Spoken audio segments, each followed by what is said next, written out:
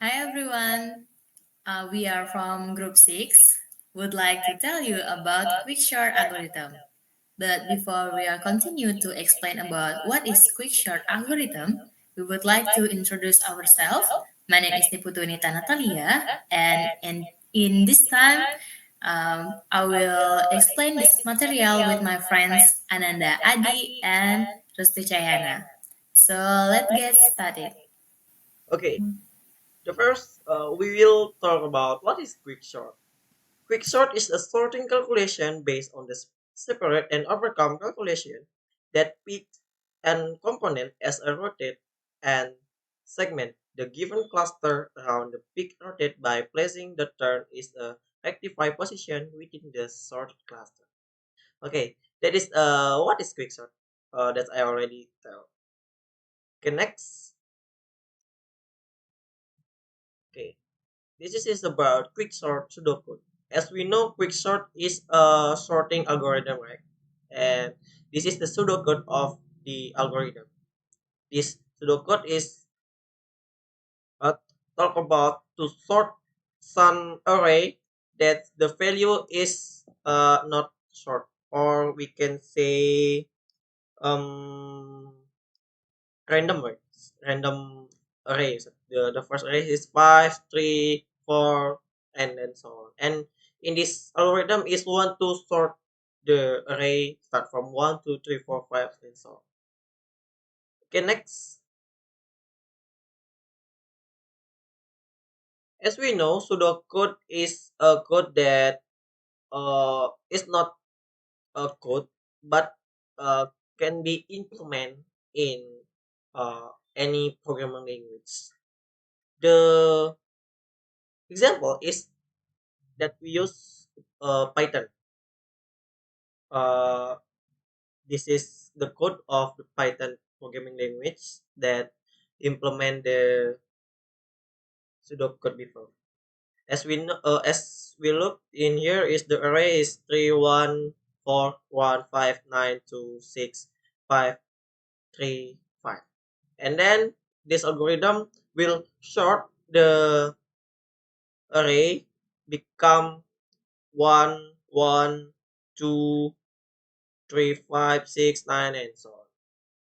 And the next is will tell by my friend.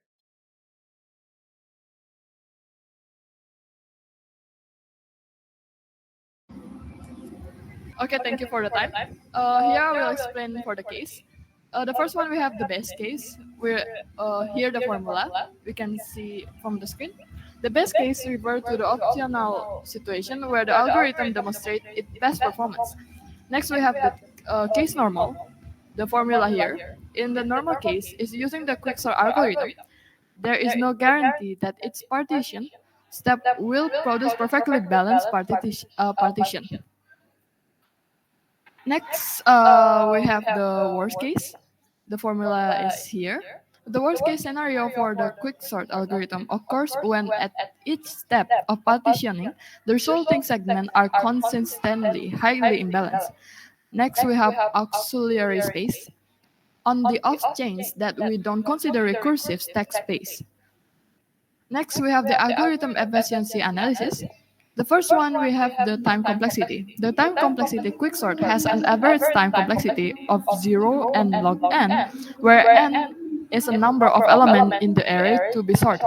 However, in the worst case scenario, the time complexity of quicksort can become 0 and 2, especially if the chosen pivot is always the largest or the smallest element in the array, or if the array is nearly sorted in reverse order.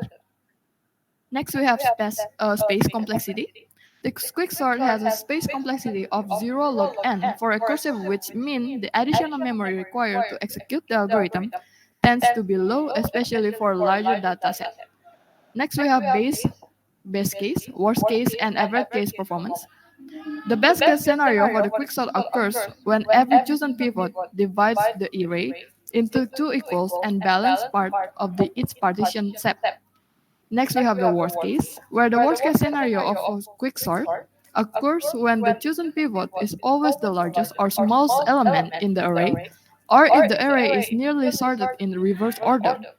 Next, we have a varied case scenario for the quicksort. Also has the time complexity of 0 and log n, but this depends on the how the pivot is randomly selected.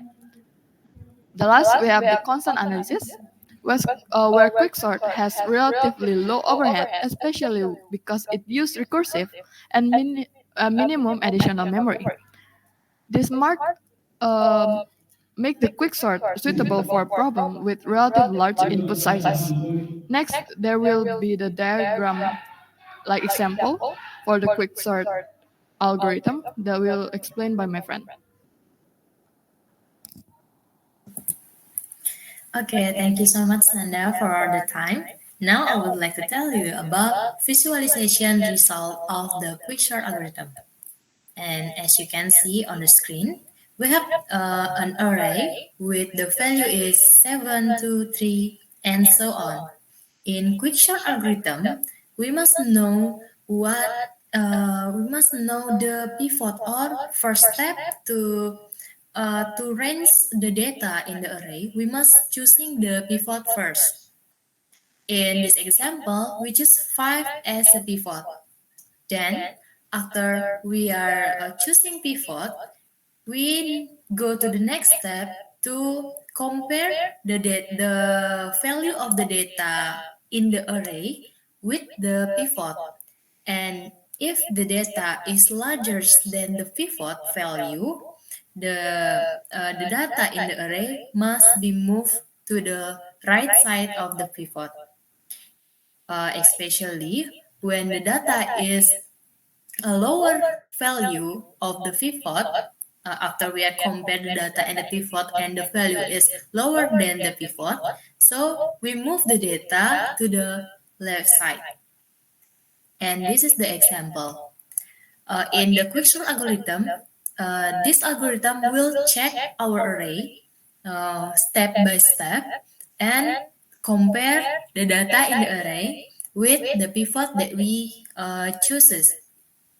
As example, in this case, in the paragraph 2, we can say that 7 is has the more value than 5. So 7, we move the value 7 to the left side of 5. And then we go to the next step or next value, and we see that this value has 2 as the value. Then we compare 2 with the pivot. Is it large than 5 or less or have high value than the pivot? So because 2 has the lower value of the pivot, so the value of 2 is stay on the position. This step always do always doing with some iteration until the value of the array all checking by the pivot, or as we can say that all value in this array has compared with the value of the pivot. And then at the last time, after we are checking the with the first step, we go to the third step, that in the small value we choose again the pivot. We can randomly use the pivot. In this example, we choose 2 as the pivot. Then we compare the value 1 to with the value 2, and then we check the value it is large or smaller than 2. Then this step is we use again in the largest value, because in the largest value we need to find a new pivot to compare the data so it can be um, sequentially what is mengurutkan. And then after all of the data was be sorted, then we finally get the result of the sorted value of the array. Okay, next.